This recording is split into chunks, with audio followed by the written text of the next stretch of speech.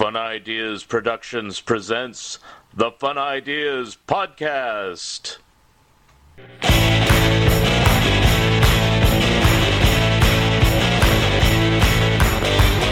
We see the syphilitic shrinking obelisk, the white man's wilting dick.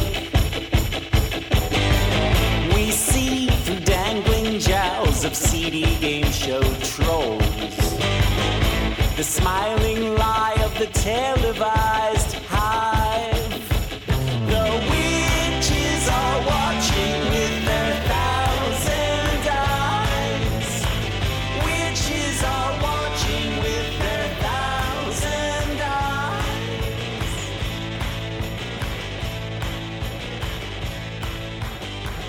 We smell rotten teeth that speak beyond belief.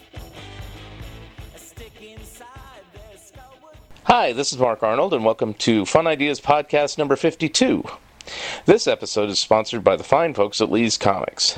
Headquartered, the book on the monkey's solo career should be out in February or March of 2020. If luck has it, I will be making a personal appearance at the end of March at the Beetle Fest in New Jersey. I'm still waiting for the Warren Kremer book as well. I'm also still working on my own Light Up Your Life travel agency, the TTV scrapbook, and the Mad Book. And I'm also working on an article about Harvey mystery comics of the 1970s, and plan to work on some new Harvey comic stories with Eric Schenauer. This episode will continue where we left off last week, covering the history of Filmation Studios. The end of this episode will feature an interview I did with Daryl McNeil at the Geek Speak show. Unfortunately, Daryl passed away shortly before I started the Fun Ideas podcast, as he would have most assuredly done this show. He is strongly missed. The success of Shazam and Ice has led to other live-action shows. The first one is The Secret Lives of Waldo Kitty, although part of it was animated. There were live-action sequences with a real live kitten. The James Thurber estate was not too fond of The Secret Lives of Waldo Kitty, which was more than loosely based on the secret life of Walter Mitty. But the series ran a single year and was somewhat successful. A little more successful was the Ghostbusters. Now, this incarnation is not the one you're thinking, the live-action film with Dan Aykroyd and Bill Murray and things like that was in the 80s. This is a version that actually had the two stars of F Troop coming back, Forrest Tucker and Larry Storch, and they were with their ape Tracy. Larry Storch played Dick. Spencer. What am I saying? Not Dick Tracy, Spencer Tracy, get it? And not the ape who played Tracy, but Forrest Tucker played Kong. So figure that one out, folks. Anyway, Ghostbusters was a live-action show, mildly successful, but really successful in the 80s when they did the real Ghostbusters based on the... Actually, they didn't do the real Ghostbusters. Who did the real Ghostbusters was a different animation studio. I think it was DIC, based on the theatrical movie that was wildly successful with Dan Aykroyd and Bill Murray. And Filmation got all uppity and said, wait a minute, we did a Ghostbusters back in the 70s. And there were some lawsuits and things like that. You can go back to Lou Scheimer and Andy Mangel's book about what happened with that. But basically, Filmation put out their version of Ghostbusters in animated form called Filmation's Ghostbusters. So there's the real Ghostbusters and Filmation Ghostbusters, both running concurrently during the 1980s. Very interesting. More live-action shows that we will talk about here kind of went through the remainder of the 70s. Uncle Croc's Block, which is my favorite Filmation series, hands down, of live-action. You know, Star Trek's my favorite animated one, but I loved Uncle Croc's Block because it had two very flamboyant personalities from the 1970s. One was Charles Nelson Riley, and the other was Jonathan Harris. And unfortunately, it was such a flop. It was cut from 60 minutes down to 30 minutes, and apparently was the last show ever to appear on ABC Saturday morning. They were so soured by Filmation with this flop that they said, take your Uncle Croc's block. And Uncle Croc's block actually had 3 animated segments, which have been since released separately at various times. But the Uncle Croc's block itself has never been on home video. I wish it was. It was so funny. But the segments were Frady Cat, Wacky and Packy, and then a parody of MASH called Mush. And there were other live-action shows that filled out the remainder of the 70s. We'll briefly discuss them and then play their theme songs. Arc 2, Space Academy, and Jason of Star Command. And all of these basically were loose science fiction-based TV series of varying degrees. People fondly remember them. I didn't really watch them that much because I was so much into animation. I didn't like too much live-action stuff unless it was funny. But, you know, I appreciated what was on, and I probably saw them a couple times, but they do have their fans. And let's listen to them now.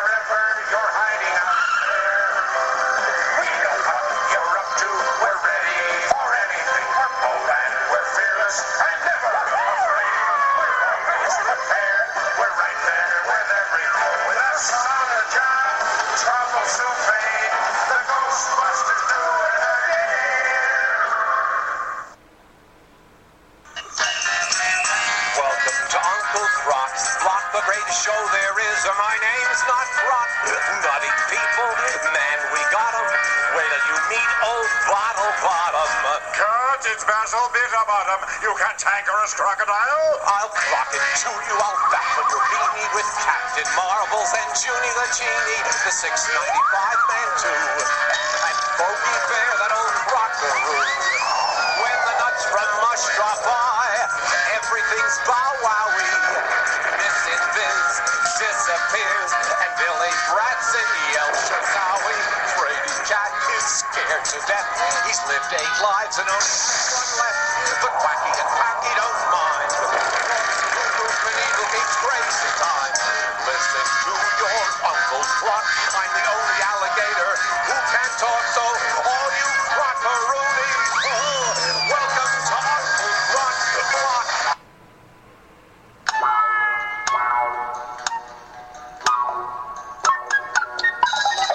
Every kitty has 9 lives, but 8 of mine went fast. Now there's only 1 life left, and I want to make it last. Our story begins back in dinosaur days, when an earthquake turns rivers to foam. And a caveman named Wacky and his woolly mammoth Packy end up 2 million years from home.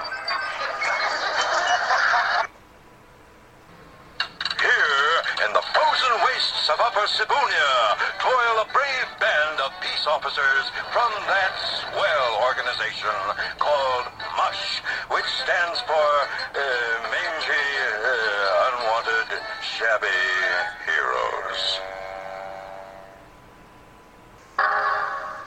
For millions of years, Earth was fertile and rich. Then pollution and waste began to take their toll. Civilization fell into ruin.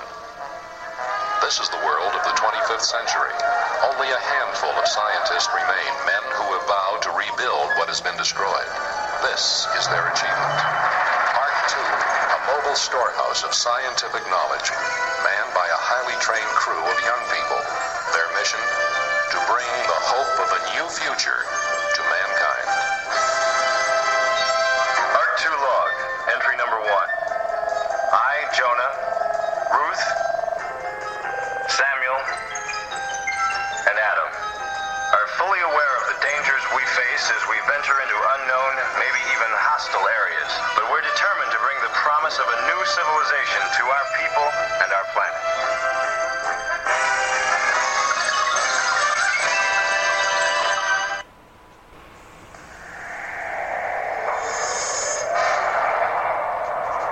Welcome to man's most magnificent achievement in the conquest of space. The man-made planetoid, Space Academy, founded in the star year 3732.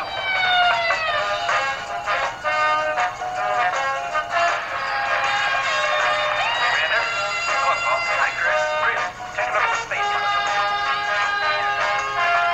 Here we have gathered young people from the farthest reaches of all the known worlds.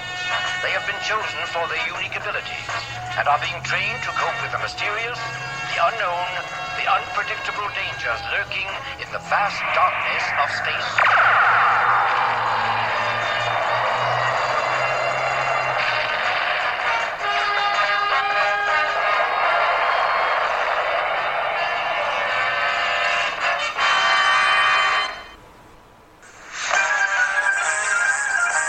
Jason of Star Command.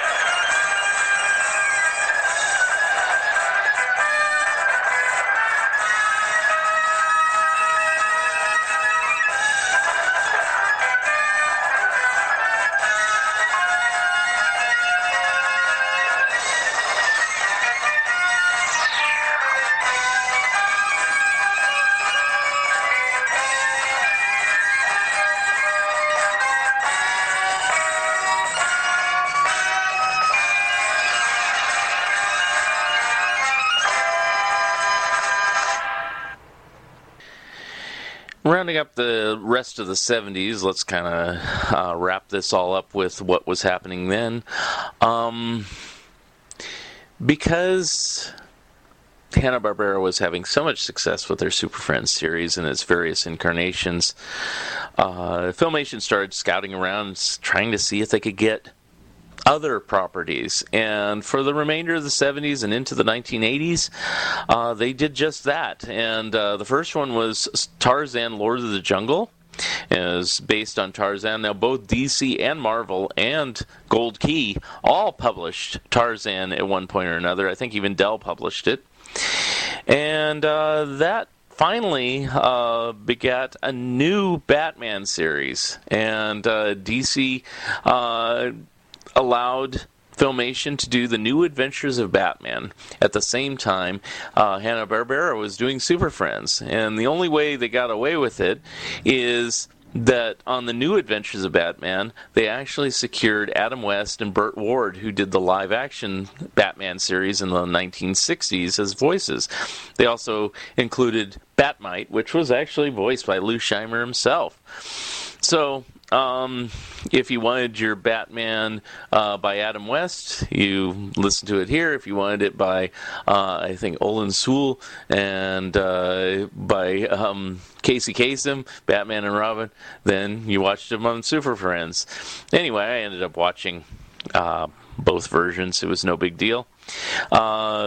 Success of both of those series made them join together as the Batman Tarzan Adventure Hour. There was also another series called Space Sentinels that came out around that time. So they were trying to get all sorts of superheroes. Tarzan then became a 90-minute show. And it showed the Tarzan and Batman segments, plus the Freedom Force, Manta and Moray, Super Stretch and Micro Woman, which was basically a Plastic Man type character, and one that got him in trouble, which was Web Woman, which was what prompted Marvel Comics to create Spider-Woman. And the aforementioned Jason of Star Command started on Tarzan and the Super 7 as a live-action segment, and then became its own series.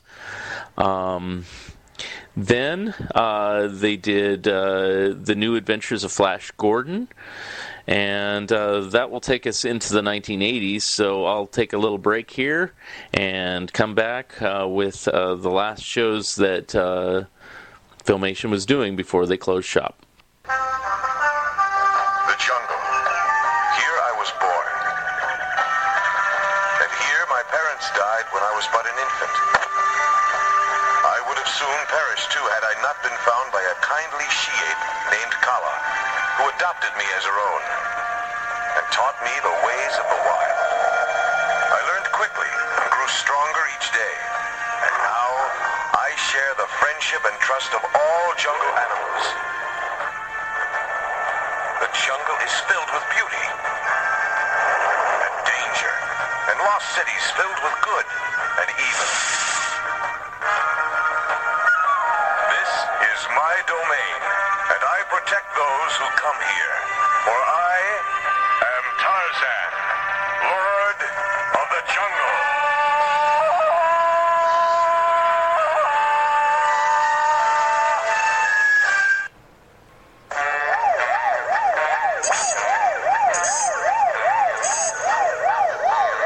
Greetings, Bat fans. This is Batman. And Robin, the Boy Wonder. And me too, Bat-Mite. Welcoming you to the new adventures of Batman. Watch us wage our never-ending battle of good versus evil. Ride with us as we chase the greatest array of villains the world has ever seen, proving that crime does not pay. Get set for thrills and action. Join me, Batman, and me, Robin the Boy Wonder, And Batgirl. And me too, Bat-Mite. in the super new adventures of Batman.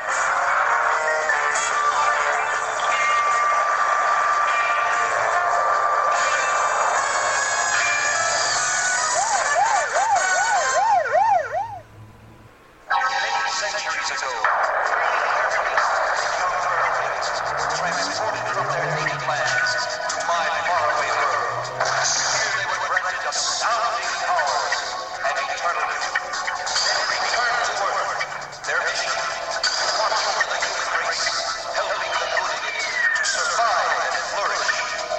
In the course of history, their names have become legend.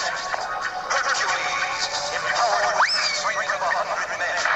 Astrea, able to assume any living form. Mercury, the amazing athlete who can match the speed of light. Working together with me, Sentinel-1, and my maintenance robot, Mo. These teenage guardians form the greatest team the world has ever known. The Space Sentinels. The Super 7. Batwoman and Spinner, two crime fighters who use the powers of insects to thwart evil. The Super 7. Manta and Moray, monarchs of the deep, protecting the world's sea creatures. The Freedom Force, with Isis, Super Samurai, and other legendary heroes. The Super 7. Stretch and shrink to incredible adventures with Super Stretch and Micro Woman, the world's most fantastic superheroes.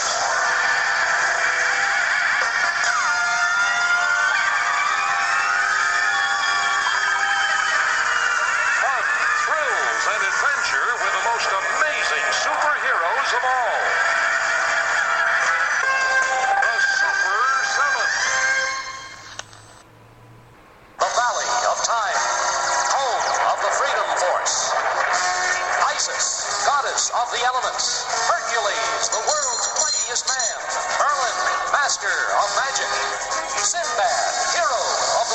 Seas, and Super Samurai, Giant of Justice. Join them now on another adventure through time and fantasy. The Freedom Force. Now it's time for Super Stretch, Man of Rubber, and his wife, Micro Woman, world's smallest super heroine. An incredible crime-fighting team that makes the impossible look easy.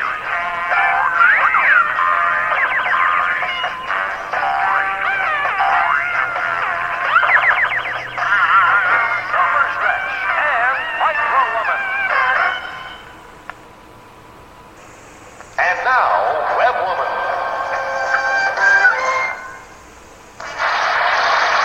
When Kelly Webster risked her life to rescue a strange insect creature, she was endowed with the powers of all insects, powers enabling her to help others throughout the galaxy as Web Woman.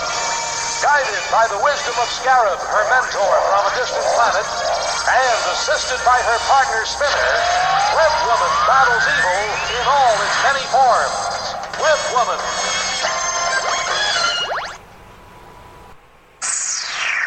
Danger hides in the stars. This is the world of Jason of Star Command. A space-age soldier of fortune determined to stop the most sinister force in the universe, Dragos, master of the cosmos. Aiding Jason in his battle against evil is a talented team of experts, all working together in a secret section of Space Academy. Jason of Star Command.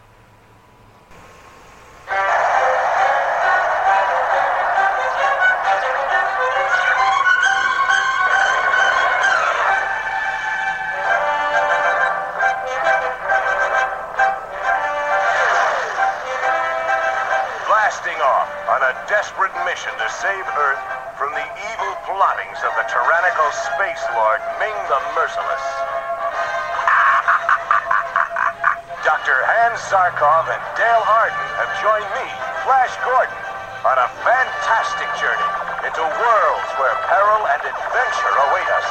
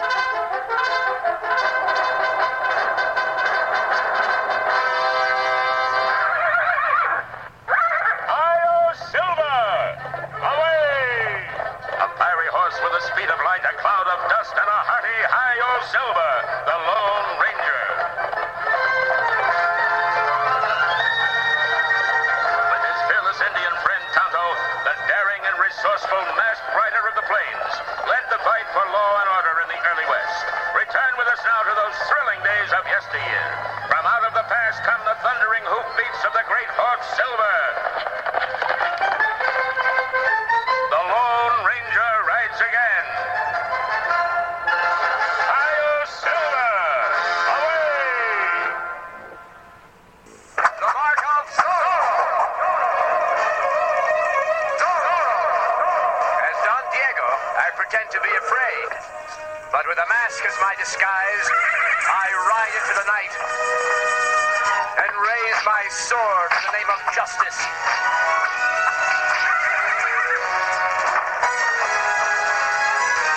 For I am Zorro! So they were having success over at Filmation with these shows like Tarzan and the Super 7, which had, 7 different segments going on all at once. Eventually that became Batman and the Super 7, and with different segments, which I'll tell you in a moment. But it also begat Fabulous Funnies, which had different segments similar to Archie's TV Funnies from a few years earlier, where they had animated segments of Alley Oop, Nancy, Broomhilda, Emmy Lou, the Captain and the Kids, and Tumbleweeds.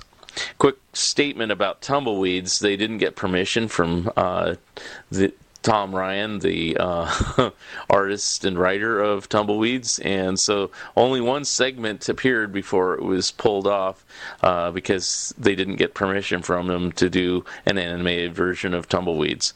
Kind of interesting. At this point, Filmation got the rights to the New Adventures of Mighty Mouse and Heckle and Jekyll with a third segment called Quackula. All those, Mighty Mouse and Heckle and Jekyll were originally Terrytoons, and Terrytoons is long gone, so they made some new segments. Quackula was a brand new segment for Filmation, but they got in trouble from all people, Scott Shaw, for ripping off one of his characters, and there was a lawsuit there. Again, go to Lou Scheimer's book for more details about that. Now, Batman and the Super 7, they kind of changed it up. Strangely enough, there's only 5 segments on Batman and the Super 7. New Adventures of Batman, Webwoman, Manta and Moray, Freedom of Force, and Super Stretch and Micro Woman. Where did Tarzan go? Well, Tarzan went to head up the Tarzan Lone Ranger Adventure Hour, and they did new animated adventures of the Lone Ranger. Format Films had done Lone Ranger animated shows back in the 1960s, but this is a new series. Going back to the more fun and games, they did a Tom and Jerry comedy hour, and strangely enough, Hanna-Barbera did a Tom and Jerry comedy hour in the mid-70s, but it wasn't like the old Tom and Jerry's where they're fighting each other. Tom and Jerry were friends. Filmation somehow got the rights to doing new Tom and Jerry, probably because Hanna-Barbera didn't have the rights to those characters. And these are kind of more in the spirit of the original MGM ones, but I'd say don't bother with these. Just watch the original MGM cartoons. And a few more series. Now we're into the 1980s.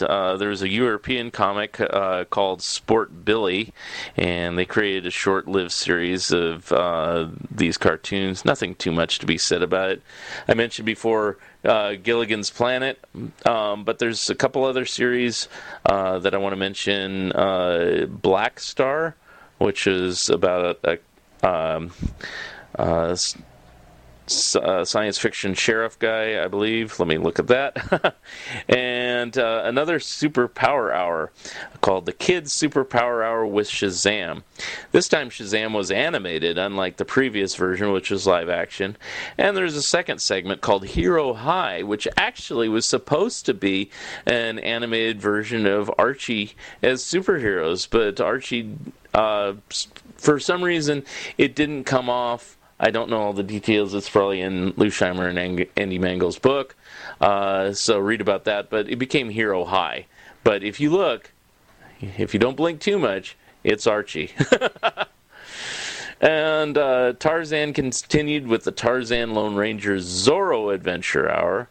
And this is significant. The Zorro segment was the first time that Filmation outsourced any animation. Prior to this, everything was done in the United States of America.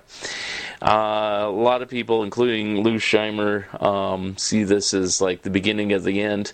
But it was and wasn't. As you'll see after this next segment, that Filmation had a few more punches to pull, and we'll be right back after these. If you live in the Bay Area, visit Lee's Comics during the month of December 2019 and enjoy a huge ongoing sale featuring quarter books, refreshed throughout the day. All back issues and sets, half price.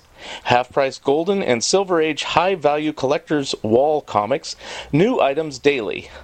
Marvel Pure Hero shirts starting at just $5. Spider-Man, Punisher, Captain America, and more. Graphic novel sale. Buy 2 Funko Pop and get 1 free. And much, much more. Lee's Comics Mountain View is open daily from 11 a.m. to 7 p.m. and 10 till 9 on Saturday. Tell them that the Fun Ideas Podcast sent you and receive a free gift. And now, back to the Fun Ideas Podcast. Hold on to your seats, kids. Here we go. The Fabulous Funnies. Like a brand new day, we're here again, spreading sunshine to everyone. We've rounded up all our friends for you. I'm Elliot with a joke or two. Fabulous Funnies. Abracadabra, Alakazam. Broomhilda can make you smile. I know I can. Hi, I'm Nancy. And hi, I'm Sluggo. And there's lots of fun wherever we go. Fabulous Funnies. I'm the captain, and funny adventures are on their way. We're Hans and Fritz, and we're here to say that we're all going to learn a lot of important lessons today on how to work and how to play. The Fabulous Funnies. So sit right back and put on your smiles. It's a beautiful day. Come on and stay a while. Funnies. Let's have a good time. What do you say? The Fabulous Funnies.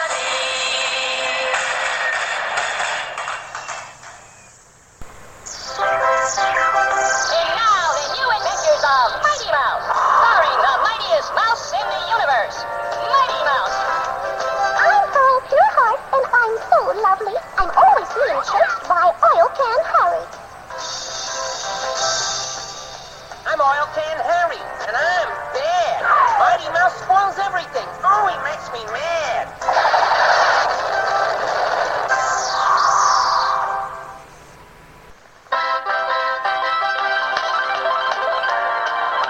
I'm Heckle. I'm Jekyll, and we're here on the double. We're silly and funny and always in trouble.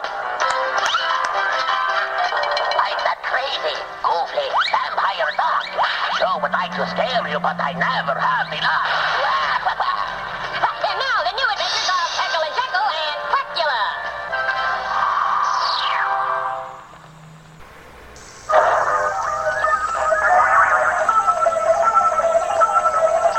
Hi, folks.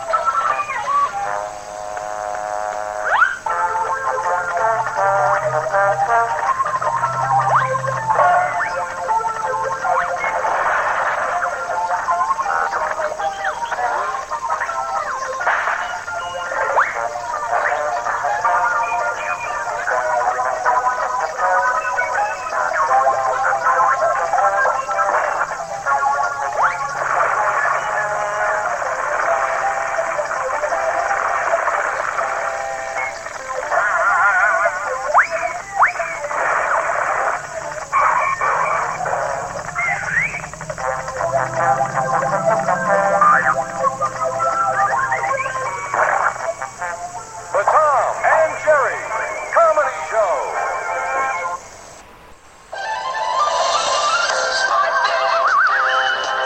You're a hero from another planet. Smart Billy. And you were chosen for a special mission. Smart Billy. Now you've come to Earth to fight for good sportsmanship. And with that omnisac, there's magic in your hands. A traveler in time, you fight for goodness. Smart Billy. She's the evil one, and you can do it with your friends, hand in hand. He's coming to the rescue. Smart Billy, good sport Billy. John Blackstar, astronaut.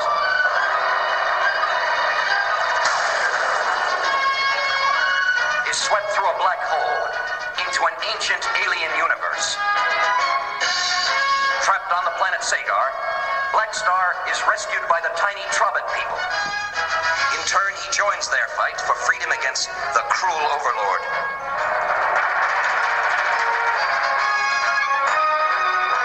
Who rules by the might of the Power Star. The Power Star is split into the Power Sword and the Star Sword. And so, with Star Sword in hand, Black Star, together with his allies, sets out to save the planet Sagar.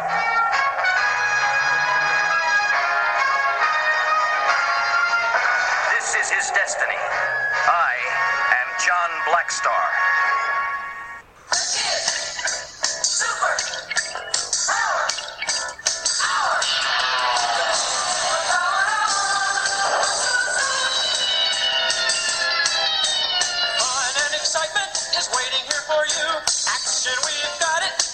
Thrills too. It's waiting here for you.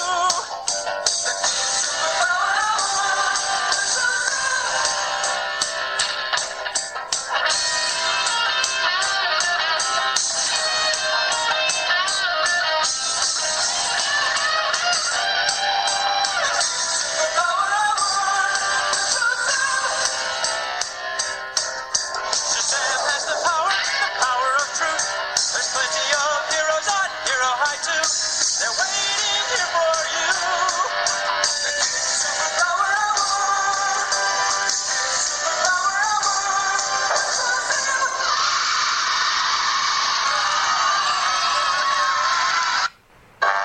This is Billy Batson, star reporter for station WIZZ TV. He has been picked by the ancient wizard Shazam to carry on the wizard's lifelong crusade against crime and the forces of evil. When Billy speaks the wizard's name, Shazam! Billy becomes Captain Marvel, fighting champion, combining the wisdom of Solomon, the strength of Hercules, the stamina of Atlas, the power of Zeus, the courage of Achilles, and the speed of Mercury. Billy's twin sister, Mary Batson, has also been granted special powers. When she speaks the name Shazam! Mary Batson becomes Mary Marvel, blending the grace of Selena with the best qualities of other goddesses, whose names combined form the word Shazam. The third member of the mighty trio is their friend, playing newsboy Freddie Freeman, when he speaks the name of his idol, Captain Marvel! Freddie becomes the powerful Captain Marvel Jr. Together, they are the Mighty Marvel, dedicated to fighting the forces of evil throughout the universe. These are the students of Hero High, a place of learning for super teenagers. Whether they be super handsome, super wet, super cool, super skillful, or just super smart. They're individuals, one and all. Hero High, the school where the competitive spirit reaches new heights.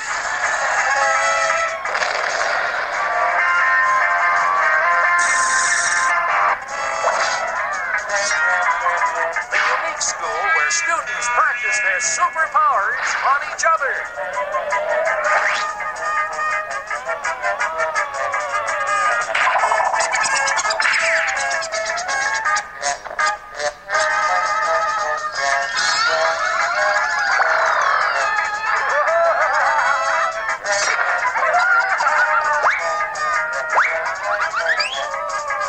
Come join us at Hero High, a unique school where anything goes.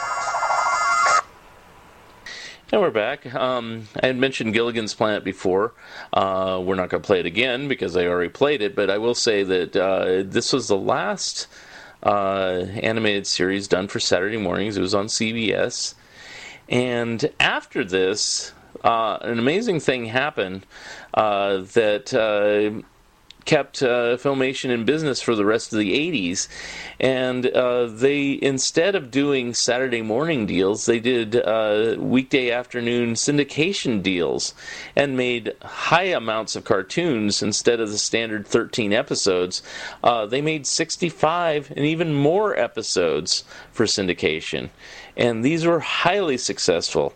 I mentioned before The Adventures of Fat Albert and the Cosby Kids, which incorporated the older episodes and a bunch of new ones to bring the total up to 50 episodes on this.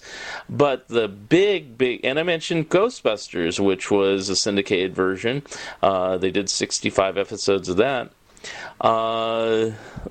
The big one was He-Man and the Masters of the Universe, which they ended up doing 130 episodes, and its spin-off series, which was She-Ra, Princess of Power, they did 93 episodes of that. All these were really successful during the mid to late 80s. And then the last syndicated series, which was the last animated series produced by Filmation, was of a black cowboy called Brave Star. But there were 65 episodes made of that. And all of these were highly successful. Of the universe. I am Adam, Prince of Eternia, defender of the secrets of Castle Grayskull. This is Cringer, my fearless friend. Fabulous secret powers were revealed to me the day I held aloft my magic sword and said, "By the power of Grayskull."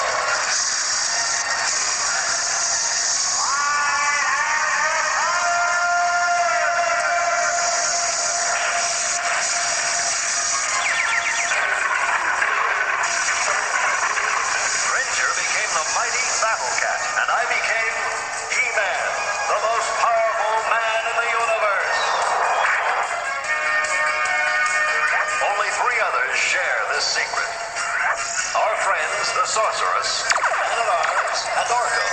Together we defend Castle Grayskull from the evil forces of Skeletor.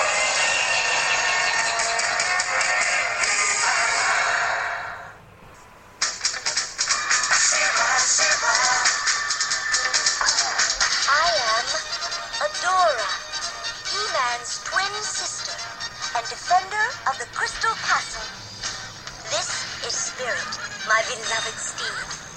Fabulous secrets were revealed to me the day I held aloft my sword and said, "For the honor of Grayskull!"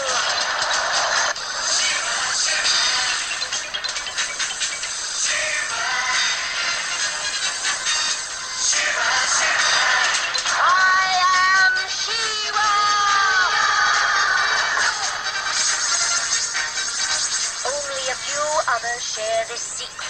Among them are Light Hope, Madame Raz, and Cowl. Together, we and my friends of the Great Rebellion strive to free Etheria from the evil forces of Horda.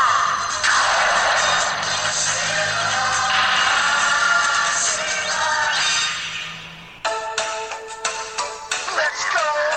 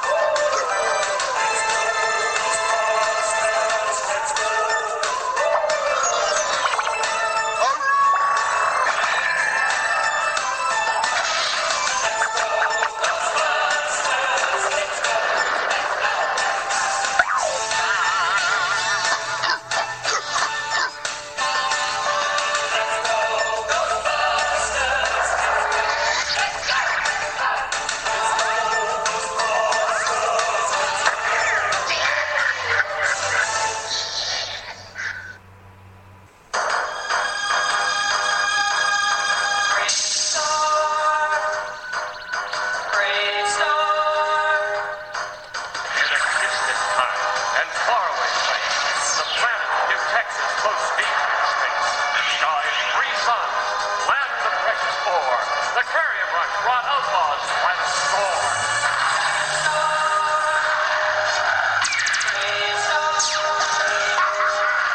And one day, a lawman appeared with powers of Hawk, Wolf, Puma, and Bear. Protector of peace, mystic man from afar. Champion of justice, Marshal Brave Star.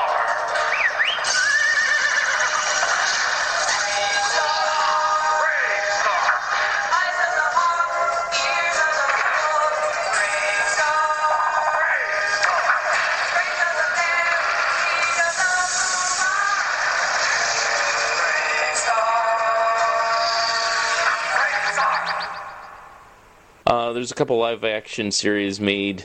One was The Gamesman for ESPN and The International Outdoorsman for the Discovery Channel. There's some theatrical films, which we won't go into, and there's some specials, which we won't go into. But by the end of the 80s, Filmation was done.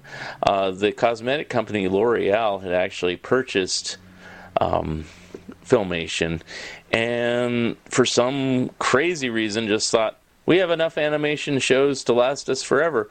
And they laid everyone off. An animation friend that I know named Mike Cazalla was there. He was working at Filmation at the time. I believe Daryl McNeil was there. If he wasn't there, he was aware of it. And it was a sad end to Filmation.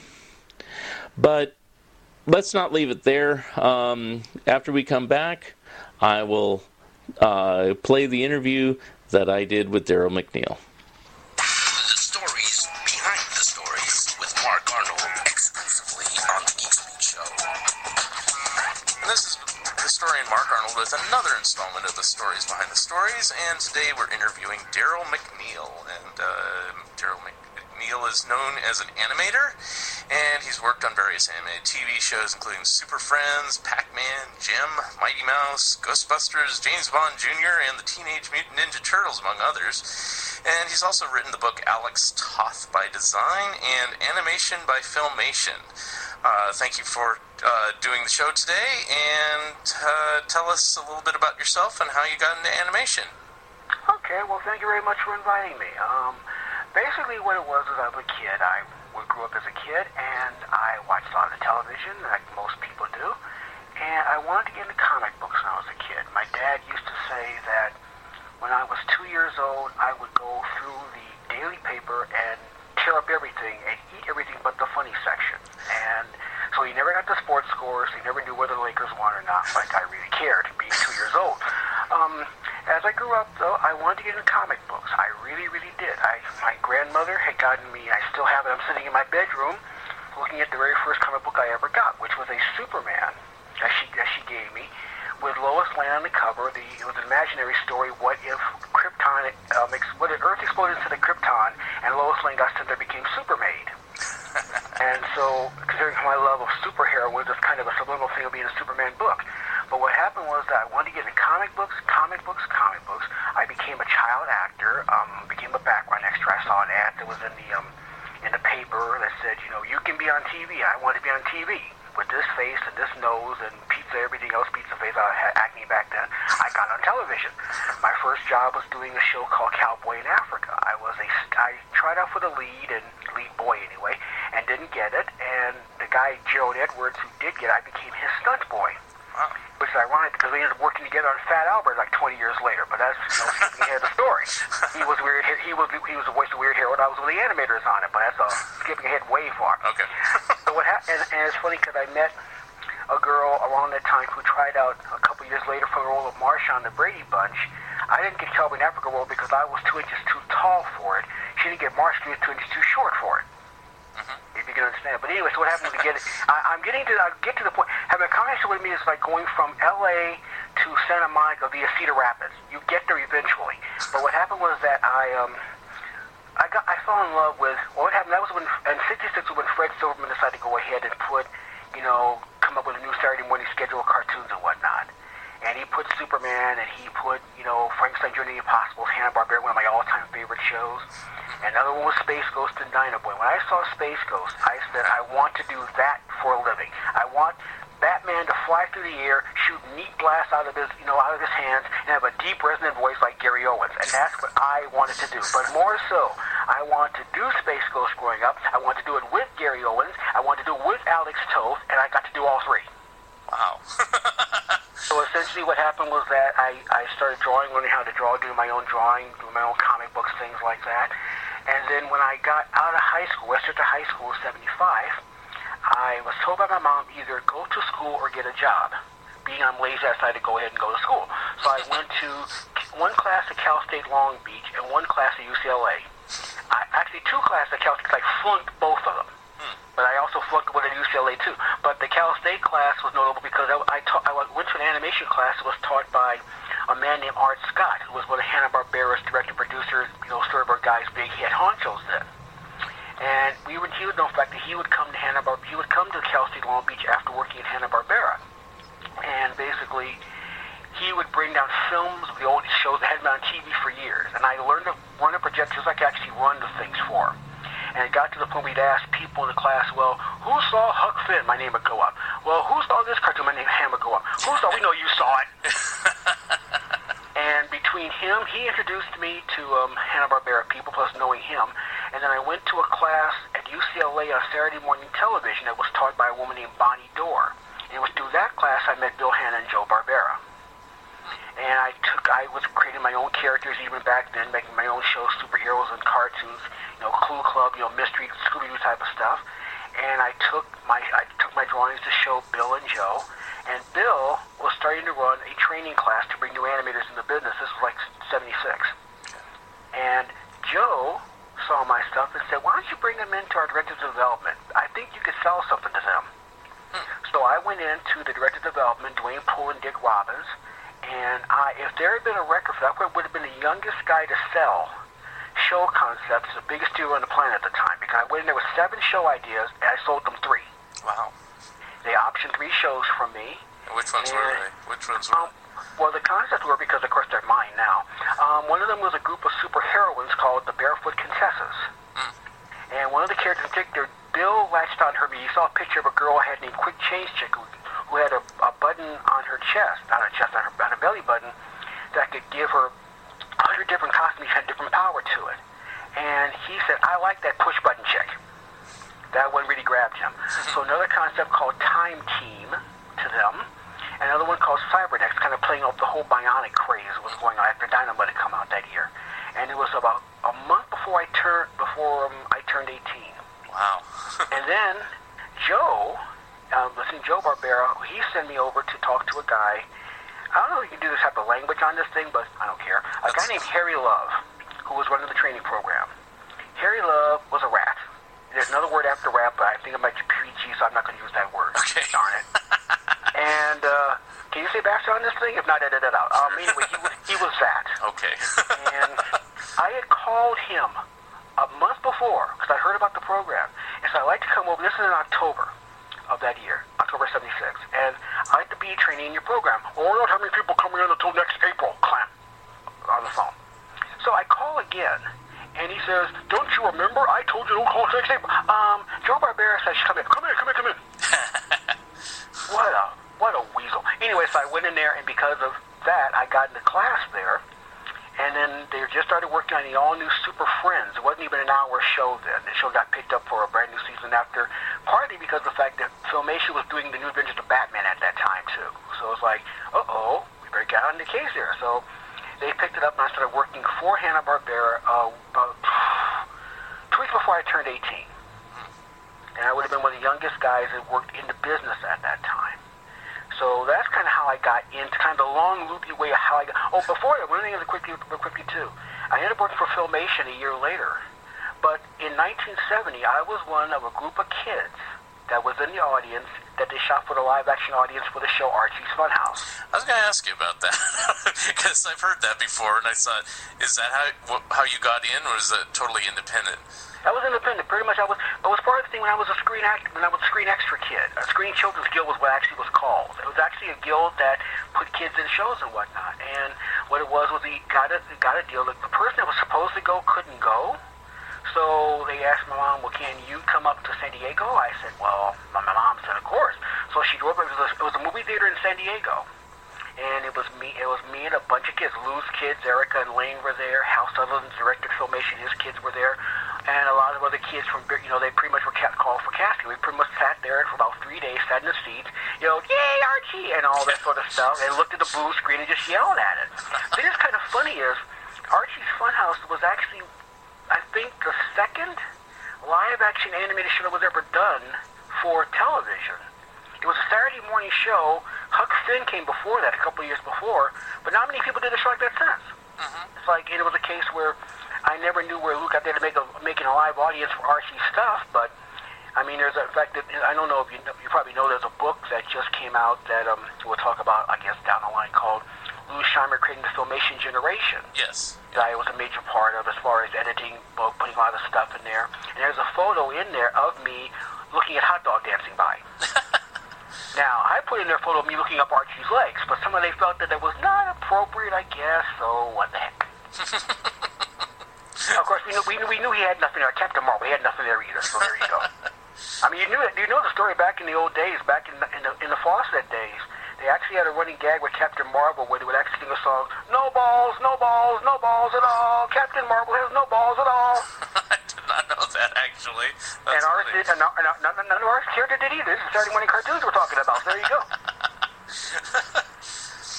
So, I'll move on to your books, and the only reason I'm asking about the books is because they're two excellent books. One on Filmation, one on Alex Toth. I've been pronouncing that incorrectly. Yeah, and if Alex was alive, he'd kill you. I mean, I'll give you a fast story. I mean, this is no lie. Paul Dini is an old friend of mine, wonderful guy. I've known him for years and years. He wanted Alex to do some stuff on the Batman series at one time. Unfortunately, the mistake he made was he referred to him as Alex Tooth. Yeah, Alex wanted to bite something on him. I mean, he's a real great guy, but he definitely had to think it's Toth. It's Toth. It is not Toth. It is not Tooth. It is Toth. Get it straight. I will remember it. Yeah. So it will not come back after me as a zombie.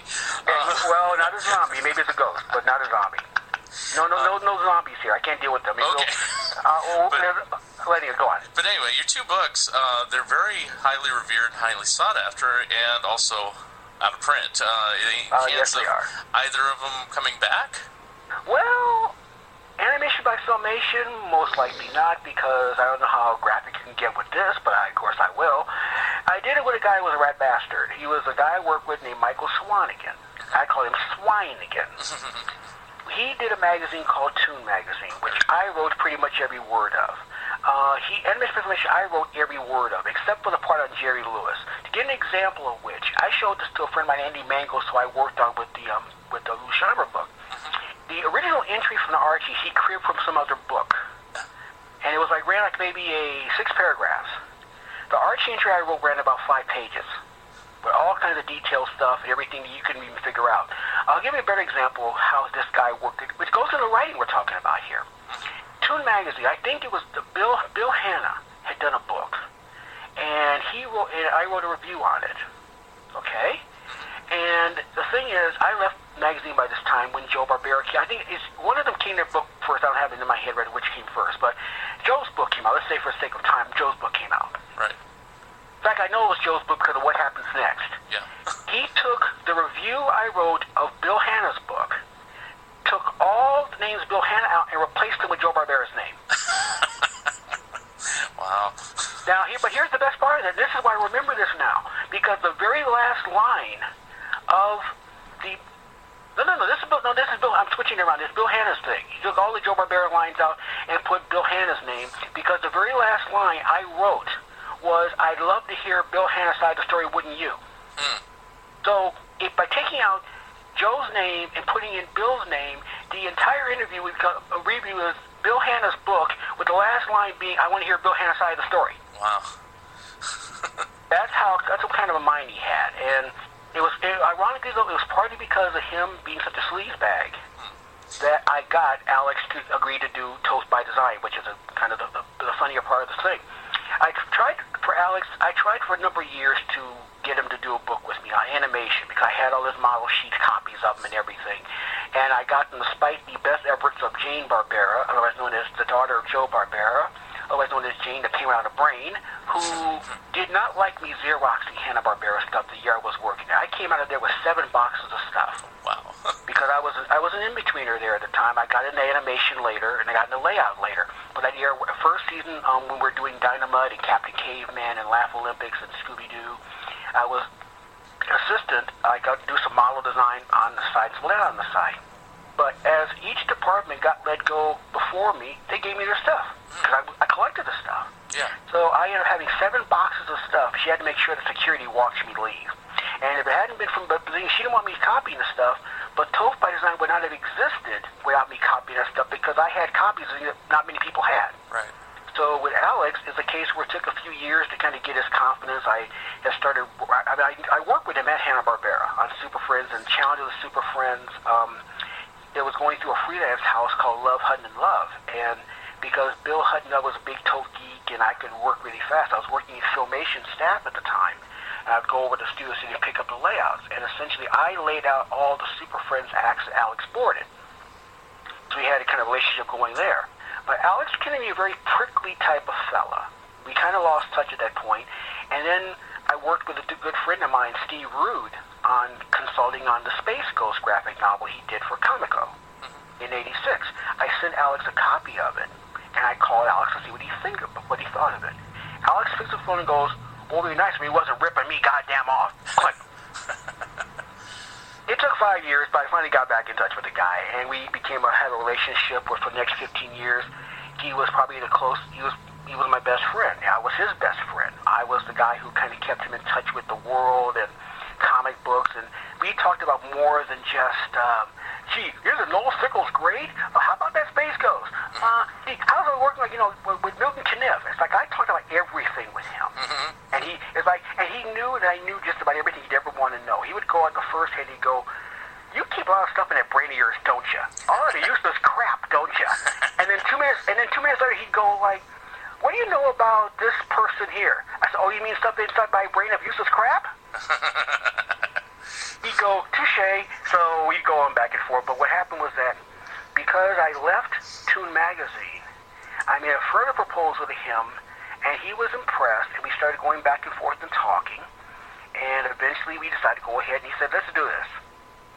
And the thing that happened that was really cool was that in 1996, I'll tell you part of what made this thing happen too. If you read the book, haven't you? I have seen it. I actually don't own a copy. I have a friend of mine. Okay. So I flipped through it and poured over the pictures. So that's what I. There's a chapter in there on the art of the storyboard. And what happened was that I managed to talk Alex into doing an article on storyboards because it was very good stuff. Swine decided he could edit this thing. Now, Swine couldn't edit water out of a faucet. He had that much intelligence going with him. So I wasn't going to edit Alex Toth. Are you kidding me? And so I kept it. And that's what the whole book got built around, that whole particular piece there. We went back and forth. I sent him questions. He wrote, a lot of dissertation. I added a lot of my stuff to it. Combined it with the models, combined it with presentation copies I had and things. And the whole book came to shape in 1996. Now, I didn't know he was doing another book with a guy named Manuel Awad called Alex Toth, which is about his comic book stuff. But fortunately, both books kind of crossed a certain point and then didn't have to go any further. So I did the book. It came out. It got nominated for an Eisner Award, which I'm very proud of. Although I told Alex the other books in the category, including a book done by Will Eisner, he said, "The fix is in, kid." And sure enough, that year, Will Eisner won his own award. Who'd have thought? Wow. But here's the thing about the book, because you're kind of wondering, I guess, what's going on with it. When I first put the book out, that was when nobody really knew who Alex Toth was as far as fans knowing he did stuff. And I had 5,000 copies printed. I put out 4. I'll tell you a little story about this, kind of a little Toth behind the thing. San Diego Comic-Con, Bud Plant. The books are just coming off the printer over here. It was a printer in Glendale. And I took 75 copies down to the con on Thursday. Well, they sold out of Bud Plants by the end of the day. But can you get some more? I decided to go back, so I went back here to L.A. where I live and got another 200 copies, got them out there Saturday. They were gone by the end of the convention. And the book did very well, to the envy of many people, including one Mr. Swine. So, but there are 1,000 copies I still have. They are in a secret underground location being guarded by my close friend Dick Cheney. And basically, because I'm a conservative Republican, I let that be known to a lot of people, especially with Jug Ears in the office right now. But that's just me. So, it's going to be there for a reason. I'm keeping it held there. And when I eventually get the time to put everything together with it, I'm going to restrip the books and bring it back out as a hardcover. With a lot of material that people have never seen before, and it even goes to people who are doing the other Tote book at the other place. It will have stuff that'll be brand new stuff that Alex and I took. Because we spent, during the time that he was at home and until the time he passed, we talked. One thing I liked about him, we talked about new stuff. We didn't just talk about the old stuff all the time. We worked up a lot of characters together. I would come up with a character, and he'd come and give me his ideas about it. So he liked the fact that he still felt like he was doing something, and people asked him for his opinion. But the thing about the work between me and him is the fact that everybody wanted him to draw something. Can you draw this story here, your story here? He didn't want to do that. So me, it's like, here's an idea, Alex, what you think about it? I kind of like this. You can do this. Let's do this. Let's go back and forth. Let's do this. In fact, one show I'm working on right now was the last thing we talked about before Alex died. Because I was the last person to see him. I saw him the Thursday of the week he died. He passed the next day. And one of the shows I'm working on right now is one that we talked about. So it's going to be a cool thing when the stuff, I'm pushing it, I'm developing it for various things we can talk about later on. Okay. But, I wanted to thank you. I know we're running out of time here. But we are? Darn it. Yeah, it goes fast. See, I knew this wouldn't be a problem as far as time is with me. But Alex is always say, ask me what time, I'll tell you how the watch is built. So. Okay. I wanted to know if there's a way people can contact you, or if you have a website to plug. Well, I kind of keep to myself right now. I kind of want to keep stuff on the down low until I actually get things going with it. Okay. I will tell you that right now I'm working on a number of web series right now, actually a number of mobile series. I'm planning on launching a mobile phone channel in late spring, and I'm doing a number of projects for it. One of them is a web live action, kind of a homage to the movie serials I'm crazy about called The Adventures of Caitlin Kitty Cat K, a.k.a. KKK. And I run that joke a lot throughout the whole 12 chapters there. A very sweet girl I know is the star of it. I got a bunch of other people that act in it too. Her best friend is in it. And Gary Owens is the narrator of it, the voice of Space Ghost, dear old friend of mine. Lou Scheimer did a voice part for me for it.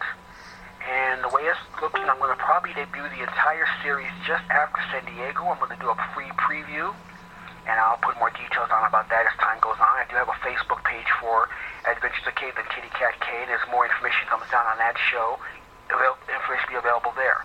I'm also putting together a couple of other series of live action, one's animated. Gary's doing the voice of the lead character, which is a character I have talked about, Alex told about, a guy named Mr. Clift. And that's all I pretty much say about that concept. So he's doing the voice of that for me. It's going to be an animated concept, a live action concept, and a bunch of pretty much just stuff I'm doing directly for mobile phones and for iTablets, iPads, things like that. I'm a Luddite when it comes to technology, but I'm working with people who know what they're doing. Okay. So, and that's where that's always going. So it'll start coming out this coming spring. It's going to be a subscription-based project. In fact, I'm ripping off an old thing from an old fan movie a long time ago, which is you'll laugh, you'll cry, you'll kiss $3 goodbye. And that's how that's going to be going with that. So I'm working on those projects right now. I also write various things. I still draw. But this is where most of my time is, creating all this new material which I get to own, which I get to control. In fact, I worked with my friend Steve Rudy has had a book come out, Dollar Bill, from DC. And there is a character in there that I said, who's this character? And he goes, I just popped him in there. I said, well, it's mine now. So I'm doing a new character based on that, because I used to know Jack Kirby. I worked on Space Ghost and Hercules Space Stars with him. And he called me Blackjack. Not because I drew like him, because I fought like him. He said you are an idea machine. In fact, I got to say this real fast. He was working with Ruby Spears and Hanna-Barbera too. And he brought a presentation piece in for a show that he was working up. I brought some show I was working up. They're both the same idea. It's like, how does this happen? But I'm an idea machine. I cannot stop. I want to go stop where I think of something else again. Well, that's great. Anyway, we've run out of time, but I want to thank you for joining us today, Daryl. Well, thank you much for the privilege. I really get a kick out of this. I knew this wouldn't be short because this is just how I am. Yes. So anytime you want to do a day of programming to me, trust me, I'll give you a day's worth of stuff. Sounds great. Well, thank you very much. You're welcome. If you want to comment on the show, you can always email me at mark@thegeekspeakshow.com. You can hear the complete story behind the stories by going to funideas.50webs.com. That's 50webs.com. funideas.50webs.com. The stories behind the stories, exclusively on The Geek Speak Show. I want to thank you for listening to my brief but clunky history of Filmation Studios. Like I said, I probably will never write a book about Filmation because there's two great ones out there. Animation by Filmation by Michael Swanigan and Daryl McNeil, and Lou Scheimer creating the Filmation Generation by Lou Scheimer with Andy Mangels. Thank you for listening, and thank you, Daryl McNeil, for being my special guest. Episode number 53 will be coming soon. If you would like to comment and or be a guest on this podcast, please drop me a line at funideas.mark@gmail.com. Become a Patreon of Mark Arnold and Fun Ideas Productions. If everyone listening just contributed $1 a month, that would be a tremendous help in continuing the production of my books and this podcast. Also, subscribe to my YouTube channel. The opening and closing music for the Fun Ideas podcast is provided courtesy of Andrew the Slow Poisoner Goldfarb and is used with permission. This has been the Fun Ideas podcast. This is Mark Arnold speaking. This episode is copyright 2019 Fun Ideas Productions. Thank you very much and have a good night.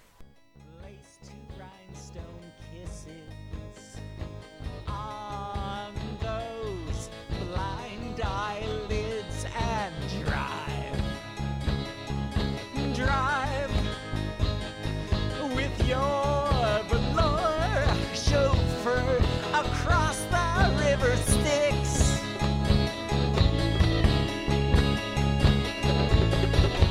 Popping creation pills in the pink electric church.